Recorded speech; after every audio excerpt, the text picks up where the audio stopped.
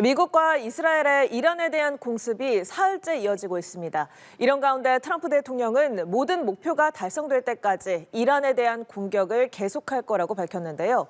양욱 아산정책연구원 연구위원과 자세한 내용 짚어보겠습니다. 어서 오십시오. 네, 안녕하십니까. 네, 안녕하십니까. 미국에서는 이란 공격 후에 미군이 3명이 사망하고 5명이 중상을 입은 것으로 발표를 했습니다.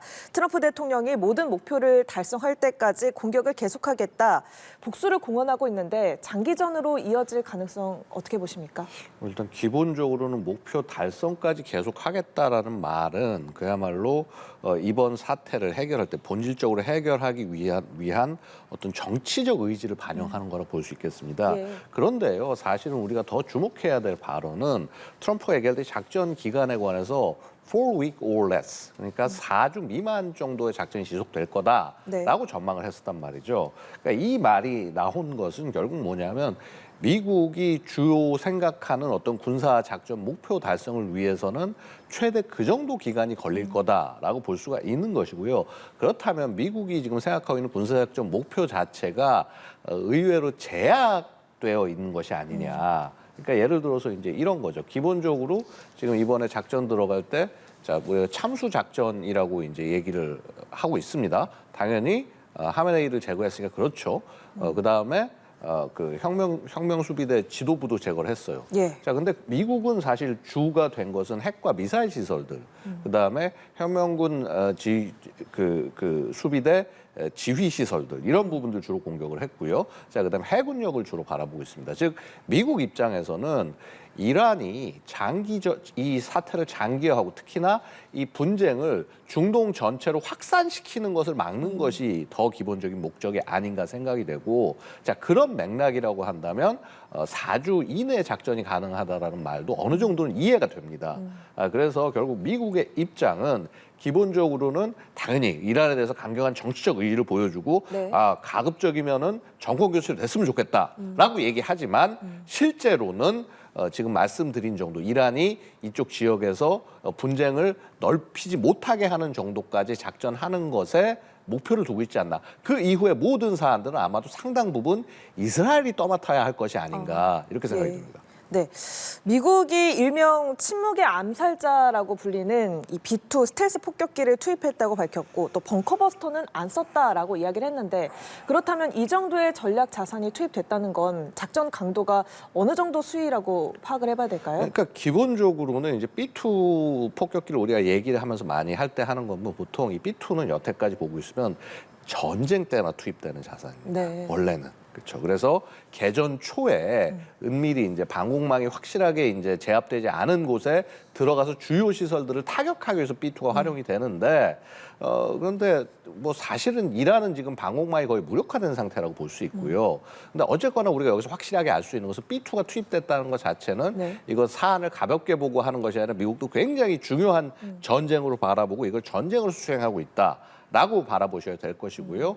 벙커버스터 같은 경우는 뭐 거의 뭐 한 11톤, 12톤짜리 이 폭탄이 사실 의미가 있었던 것은 지난 이란의 그 지하 핵시설 파괴 때 활용이 됐었던 걸로 알려지고 있습니다. 근데 아마 이번에 표적 중에서는 지하 핵시설 자체는 없지 않았을까. 그래서 이게 사용이 안 됐을 뿐이고, 그럼 그거 사용 안 했다고 해서 B2 사용은 의미 없냐? 그렇진 않죠. 예, 그렇군요. 그리고 또 지금 양측의 주장이 팽팽하게 엇갈리고 있는 부분이 있는데, 공습 상황에서 이란은 탄도미사일 4발로 미국 항모 링컨호를 타격했다라고 주장을 하고 있고, 또 미국에서는 근처까지도 못 왔다. 둘 중 하나가 지금 거짓말하고 있는 상황이잖아요. 어느 쪽 주장에 조금 더 신빙성이 있습니까? 그러니까 사실 이란의 말이 맞다라고 한다면 아마 지금 난리가 났을 겁니다. 네. 이게 의외로요, 이 항모나 이런 것들이 사실 거의 5천 명 넘게 이 항모에 타고 있단 말이죠. 물론 전시기 때문에 SNS 이런 것들이 차단이 되지만은 여기서 문제가 생기게 되면은 이거를 감추기가 되게 어렵습니다. 네, 그래서 일단은 미국은 기본적으로 이런 이게 자기들에게 유리하건 유리하지 않건 간에 이런 거를 감추지 않아 왔고요. 네. 물론 이게 뭐 좀 쥐고 있다가 늦게 발표하거나 할 수는 있겠습니다만 지금 현재 맥락에서 봤을 때는 항모 타격 얼토당토하는 소리다. 특히나 지금 이란이 갖고 있는 자산들 가운데 미 항모를 제압할 수 있을 만한 것들이 존재하지 않습니다. 물론 이제 생각할 수 있는 거 여기서 만에 하나 뭐 가능성이 있다라고 한다면 잠수함들이 만약에 근처에 접근을 해서 네. 그래서 뭐 어뢰로 굉장히 여러 발을 발사해서 기습하는 성공했다라고 하면은 가능성이 있을지 모르겠지만 지금 이란이 얘기하는 건 자기들이 이 탄도미사일 그러니까 대함 탄도미사일 개발한 것을 그걸로 해서 공격해서 뭐 맞췄다 아마 이런 식의 주장일 수 있는데 불가능합니다, 사실상. 이란 기술력으로는. 네. 물론 뭐 그 이외 여러 가지 자폭도로를 통한 공격들 이런 것들도 예상할 수 있겠습니다만은요. 지금 이란이 보유하고 운용하는 무기들 자체가 이렇게 이동 표적을 실시간으로 이렇게 공격하고 하는 거에 있어서는 능력이 그렇게 아직 안 그 됩니다. 정도는 아니다. 네, 네. 그래서 지금 가능성 낮은 얘기다 말씀드리겠습니다. 그럼 만약에 이란이 거짓말을 하고 있는 거다라고 한다면 그 거짓말을 하는 의도가 어떤 게 있을까요? 기본적으로는 여러 가지 메시지죠. 일단 자국 국민들에게 야 우리가 이렇게 잘 싸워가지고 이 체제는 무너지지 않는다. 건재하다. 우리 미국 같은 침략자를 밀어낼 수 있다. 이런 것들. 좀 그다음에 안심하게 하는 그렇죠. 그런 안심하게 하는 그런 네. 내부 선전 효과도 있을 거고요. 네. 외부를 향해서는 자 우리 그렇게 쉽게 무너지지 않는다. 라는 것을 보여주기 위한 일종의 뭐 인지전, 심리전 뭐 이런 측면이라고 생각하셔야 될 겁니다만은 사실 이거 뭐 사실이 그렇게 금방 드러날 일이기 때문에 내부에서는 어느 정도 의미가 있을지 몰라도 외부를 향해서는 큰 의미가 없다라고 말씀드리고 싶습니다. 네. 앞서 미국의 이런 공격이 4주 혹은 그보다 더 적게 이렇게 예상을 하셨잖아요. 네. 그런데 전쟁이 길어질수록 아마 피해와 그런 사상자가 늘어날 수밖에 없을 텐데 미군에서는 어느 정도까지 이란을 무력화시키겠다라는 목표를 가지고 있는 걸까요? 자, 이게요. 지금 이란군 전체를 해체하는 식의 공격이 되려고 하면요. 한국력만 가지고는 어림없습니다. 네. 결국은 지상군이 투입되고 싸워야 되는 부분이고 결국 그게 점령이 되는데 이거야말로 트럼프가 가장 싫어하고 개입하지 않고 싶어하는 형태라고 볼 수 있어요. 네. 당장 지금 미국이 이런 그 새로운 형태의 레짐 체인지를 트럼프식 레짐 체인지를 추구하고 있다라고 보여지는 게 올 초에 보셨던 마두로 체포예요. 마두로 체포한 이후에 베네수엘라의 지상군이 들어가질 않았습니다. 특수부대가 들어가서 마두로 잡아오기만 했지 네. 실질적으로 이제 그런 개입이나 이런 것들이 없고요. 사실 외부를 통해서 간접적 개입을 지금 하고 있죠. 이란의 경우도 마찬가지로 이거 지금 미국이 들어갈 만한 그런 땅덩어리도 아니고 자칫 잘못 들어갔다가는 침략군으로 인식이 돼서 침략자로 인식이 돼서 네. 이라크와 같은 똑같은 사태를 맞이할 수도 있다라는 거죠. 이거 누구보다 뻔히 잘 알고 이걸 가장 크게 비판해왔던 게 트럼프입니다. 그래서 결국은 뭐 이란 자체를 뭐 해체하고 정부를 해체하고 이란군을 완전히 무력화시키기보다는 가장 우선적으로는 핵과 미사일 그리고 지휘 통제 능력을 무력화시키는 것, 이걸 기능적으로 배제하는 것들을 목표로 생각이 되고요.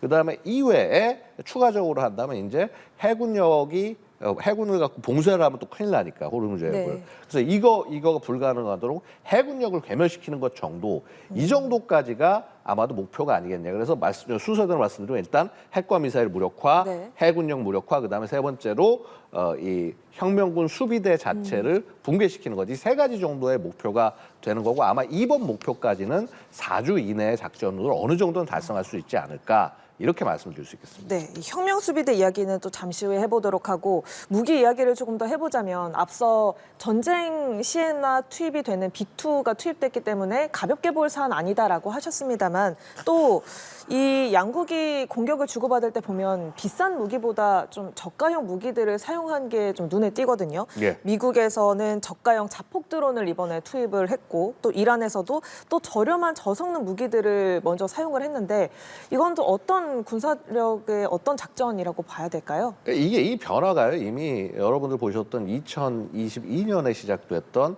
러시아 우크라이나 전쟁에서 이런 변화가 예고가 됐습니다. 네. 전쟁 초기에 이제 러시아가 굉장히 많은 미사일도 소모하고 난 이후에 자기들 생산 능력도 감당이 안 되고 그 러시아조차 네. 그러다 보니까 어떻게 하냐면 석고 쏘기를 시작해요. 이란에서 수입한 샤헤드 136 드론. 네. 이란에서 초기엔 수입을 해갖고 나중에는 게란2라는 이름으로 국내에서 면허 생산도 합니다. 그것과 그다음에 자신들이 가진 조금 더 비싼 탄도미사일 혹은 순항미사일과 섞어 쏘기를 시도해요. 그래서 이렇게 공격을 하면 어떻게 되냐면 우크라이나 측에서 이를 방어하기 위해서 예를 들어서 뭐 드론 같은 거 방어하기 위해서 방공 자산, 요격 자산을 소진하고 그 소진해서 이제 다음 준비를 하는 그 사이를 노려서 미사일을 공격하는 이런 방식으로 활용을 합니다. 즉 기존에 있는 탄도미사일의 고가의 탄도 순항미사일의 명중률을 높이기 위해서 저가 드론들을 자폭 드론을 섞어 쓰는 형태가 이번에 시도가 됐고요. 사실 이거를 또 그대로 보고 이란이 이스라엘을 2024년부터 또 타격을 한 2차례 하지 않았습니까? 네. 그때 그대로 활용을 합니다. 그리고 이거를 보고 미국, 그타 수많은 국가들이 바로 저거다. 우리도 저렇게 우리도 비싼 무기만 다 써가지고 소진할 게 아니라 네. 섞어 쓰면 된다. 그래서 미국이 바로 이 샤헤드 136을 흉내낸 루카스, 로우 코스트 언맨드 컴뱃 어택 시스템이라고 하는 그런 무인기를 만들고 심지어 대대를 전방 배치를 저기 했어요. 중동 지역에 전방 배치를 이미 해놓은 상황입니다. 자, 이때 지금 전쟁이 시작이 된 거죠. 그래서요, 지금 보면 뭐 항모전단 2개에다 많은 항공력이 동원돼서 이란에 대한 공격을 가했다라고 얘기를 하는데 이거 사실은 과거에 그 대테러 전쟁 시절을 생각하면 그렇게 많은 전력을 투입된 게 아닙니다. 근데 굉장히 작은 전력이지만 그럼에도 불구하고 이렇게 무인 체계들을 섞어 쏘고 하면서 최대한 경제적이고도 효율적인 전쟁을 추구하는 모습을 볼 수 있는 거죠. 예. 그래서 이게 미국식의 그 새로운 그 어떻게 보면 레짐 체인지를 향한 어떤 교전 형태를 우리가 좀 보는 것이 아닌가 그런 부분들을 좀 지켜볼 필요가 있다고 생각을 합니다. 네. 지금 미국과 이스라엘이 하메네이를 제거하는 과정에서 이번 작전으로 수뇌부 40명을 함께 제거를 했는데요. 이때 미국과 이스라엘의 정보 당국이 이 회의 정보, 시간, 뭐 대낮에 그리고 장소 이런 걸 정확하게 파악을 해서 이 작전을 수행했다라고 하는 거잖아요. 과연 이 정보력, 첩보 능력 어느 정도나 된다고 볼 수 있을까요? 그러니까 사실 이번 작전의 본질이요. 어떻게 보면 공군력이나 어떤 장거리 타격, 정밀 타격 능력보다는 대략 정보 능력에 달렸다고 네. 말씀드려야 될 거예요. 자, 기본적으로 지금 이 작전의 성격, 초기 작전의 성격은 참수 작전. 네. 에 가깝습니다. 참수라고 하면 적 지도부를 제거해야 되는 건데 적 지도부가 언제 어떻게 모일지를 파악하는 것 이것들이 일반적인 그 민주주의 국가라면 예상이 가능합니다. 우리도 보면은 뭐 국무회의 날짜 이런 것도 정해져 있지 않습니까? 동선들 어느 정도 파악이 되는데 자 이런 독재 국가나 이렇게 권력이 일당에게 모여 있는 이런 국가들에서는 이런 것들을 최대한 감춰요. 예. 그리고 특히나 뭐 미국의 타격을 이미 작년에 한번 받아봤던 이란은 더욱더 몸을 숙여야 되는 그런 상황이죠. 근데 이런 것들을 파악을 할 수 있었다는 것 자체는 그만큼 정보 그 정보 수집 수단들을 최대한 늘려서 그래서 뭐 예를 들어서 이것이 뭐 우리가 위성 뭐 아니면 감청 그다음에 뭐 혹은 사이버 이런 것 이외에도 휴민트 그러니까 인간 첩보에 의한 것들 그러니까 결정적인 제보나 이런 것들이 어느 정도 깔려 있었기 때문에 이게 가능한 게 아닌가 생각이 됩니다. 물론 이미 작년에 그 미국과 이스라엘의 이란 타격 이후에 많은 그 휴민트 그 인간 첩보 자산들이 좀 발각이 되고 좀 이게 약간 컴프로마이즈 됐다 이게 뭐라고 그럴까 이렇게 발각되고 이제 이 망이 좀 무너진 거 아니냐 이런 우려가 있었는데 네. 자 그럼에도 불구하고 이번엔 굉장히 작전이 잘 수행이 됐다라고 말씀드릴 수 있을 것 같습니다. 네. 이란 측에서 최고 지도자 하메네이가 약 30발의 폭격에 초토화가 됐다라는 것을 공식적으로 인정을 했습니다. 혹시라도 미국이 이 작전의 어떤 성공을 증명하기 위해서 당시 상황의 영상을 공개할 가능성이 있다고 보십니까? 타격 영상, 그러니까 미국이 기본적으로 보면요, 영상 공개나 이런 것들은 많이 해 오긴 합니다. 해 오긴 하는데 보고 있으면은 자신의 정보 자산이라든가 작전을 노출하지 않는 선에서 보여줄 가능성은 있어요. 그러니까 예를 들어서 정밀 타격하고 했을 때 뭐 이런 어떤 그 조준 영상이라든가 혹은 폭탄이 떨어지는 영상들 거기 주요 정보들이나 이제 이런 계기 정보들 같은 걸 지우고 보여주는 것들은 있을 수도 있는데 지금 말씀하신 이 하메네이 사살 같은 경우는 아마 미국 작전이 아니라 이스라엘 측 작전이기 때문에 이스라엘이 자신들의 필요에 따라서 국면상 이거를 공개하는 것이 도움이 된다라고 할 경우에는 충분히 이거 공개할 수도 있다라고 생각을 합니다. 네, 자 이제 이란 혁명 수비대 이야기를 좀 해보도록 하겠습니다. 조직적인 저항을 계속 이어갈 수가 있을지 이 부분이 좀 궁금한데 헤즈볼라가 보복 가세를 선언한 상황이잖아요. 이게 뭐 대규모 대리전을 펼칠 가능성도 있다고 보시는지요? 기본적으로는 그게 이란이 가장 선호해온 전투 어떻게 보면 교전 형식이었단 말이죠. 네. 자 그간 보면은 뭐 하마스, 헤즈볼라, 그다음에 후티 혹은 이제 과거 시리아 내에 이제 그 친이란 계열, 그 시아파 계열의 반군들, 자 이런 것들이 보면 전부 이 이란이 뻗은 가지란 말이죠. 소위 프락시라고 부르는 그래서 대리전을 부르는 그런 대리전을 수행하는 그런 주체였는데 좀 생각해 보면은요. 이거를 잘라 나간 것이 여태까지의 그 이스라엘의 작전 과정이었어요. 이스라엘이 보면은 하마스도 사실상 상당 부분 제압을 했고 헤즈볼라는 지도부를 전부 다 이제 괴멸을 시켰고요.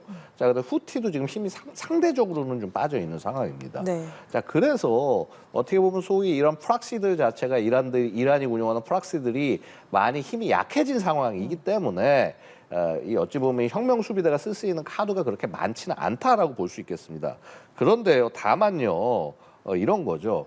이게 지금 이 상태에서 그냥 허망하게 무너지게 될 경우에는 네. 시스템 자체의 붕괴가 될 수 있단 말입니다. 결국은 지금 그래도 그나마 이 하메네이가 사망을 했지만 그래도 권력이 지속이 될 수 있는 거는 혁명 수비대 자체가 네. 지금의 그 신정 체계를 떠받들고 있기 때문인데 그래서 이들 입장에서는 되려 전면전으로 세게 나가게 될 경우에 과연 이 체제를 유지할 수 있을까?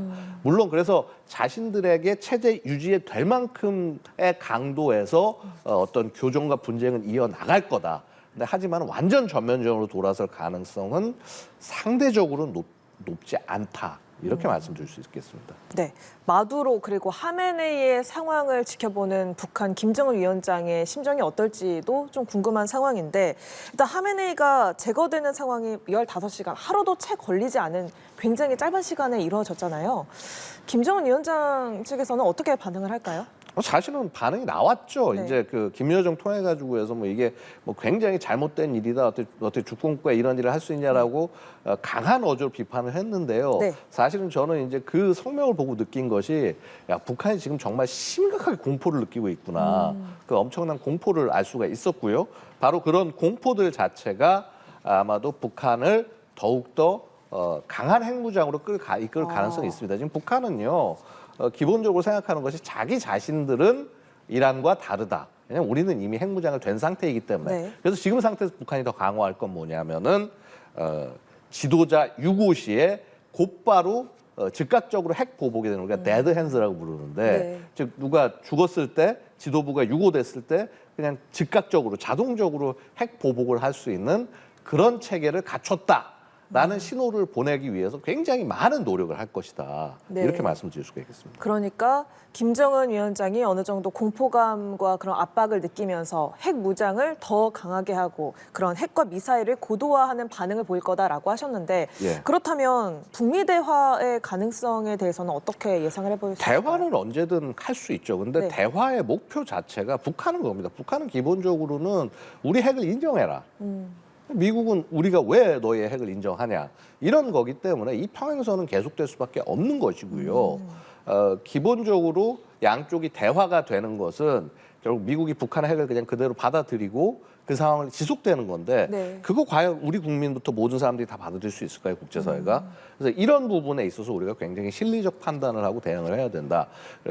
기본적으로 우리가 뭐 북한과 대화나 이런 거에서 당연히 노력을 해야 되지만 자 그럼에도 불구하고 이 비핵화를 빼놓는 대화와 협상의 접근은 좀 옳지 않은 것이 아닌가라고 말씀을 드릴 수가 있겠습니다. 바로 그것을 보여주는 적극적 사례가 이번에 어떻게 보면 미국의 이란 공격이 아닌가. 이거 결국 이란의 핵 능력을 제거하겠다라는 거거든요. 그리고 이렇게 미국이 이렇게까지 나서는 것은 네. 북한에 대한 상당한 학습 효과, 미국 스스로도 배웠던 거고 이걸 핵을 가진 존재 내버렸을 때 어떻게 될지 그다음에 이거 도저히 용서하면 안 되겠다는 것을 보여준 거죠. 네, 한 가지 더 여쭤볼게요. 그렇다면 김정은 위원장이 이렇게 핵무기를 좀 더 움켜쥐면서 중국과 러시아와 더 밀착할 가능성도 있다고 보세요? 기본적으로 그 밀착은 시작이 되어 있습니다. 러시아는요, 지금 우크라이나 전쟁을 통해서 북한이 지속적인 이득을 얻기 때문에 당연히 러시아와 밀착은 우크라이나 전쟁이 심지어 끝나더라도 지속될 것이라고 보고요. 네. 그다음에 자신들이 부족한 핵 능력을 일부는 러시아의 핵우산을 끌어들였을 가능성까지도 있다라고 보셔야 됩니다.